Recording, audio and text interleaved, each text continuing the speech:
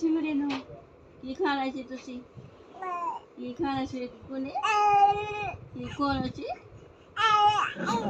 ਆਲੂ ਆਲੂ ਖਾਣੇ ਸੀ। ਆਲੂ ਆਲੂ ਖਾਣੇ ਮੇਰੇ ਗੁੱਗੂ ਨੇ। ਆਲੂ ਖਾਣੇ ਸੀ। ਆਲੂ ਖਾਣੇ ਆ। ਕੀ ਖਾਣਾ ਮੇਰੇ ਗੁੱਗੂ ਨੇ? ਕੀ ਖਾਣਾ ਸੀ? ਕੀ ਖਾਣਾ ਸੀ? ਕੀ ਪਰੌਂਠੀ ਖਾਣੀ ਆ? ਆਲੂ ਵਾਲੀ ਪਰੌਂਠੀ ਖਾਣੀ ਆ? ਮੂਲੀ ਵਾਲੀ ਖਾਣੀ ਆ? ਕਿਹੜੀ ਪਰੌਂਠੀ ਖਾਣੀ ਮੇਰੇ ਗੁੱਗੂ ਨੇ? ਕਿ ਪਨੀਰ ਵਾਲੀ? ਕੀ ਪਨੀਰ ਵਾਲੀ? ਕਿ ਦਲੀਆ ਖਾਣਾ? ਅੱਜ ਕੀ ਖਾਧਾ ਮੇਰੇ ਗੁੱਗੂ ਨੇ?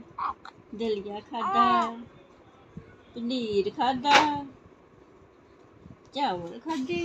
ਹੈ ਗੁੱਗੂ? ਆਕੋ ਕੀ ਖਾਣਾ ਖਾਧਾ ਮੇਰੇ ਗੁੱਗੂ ਨੇ ਅੱਜ? ਕੀ ਮੇਰੇ ਗੁੱਗੂ ਨੇ ਖਾਣਾ ਖਾਧਾ ਅੱਜ? ਹਨਾ ਵੀ ਆਕੋ ਭੁੱਖਾਂ ਬਹੁਤ ਗਿੱਦੀਆਂ ਸੀ। ਬੜੀ ਭੁੱਖਾਂ ਗਿੱਦੀਆਂ ਸੀ ਗੁੱਗੂ ਨੂੰ। ਆਕੋ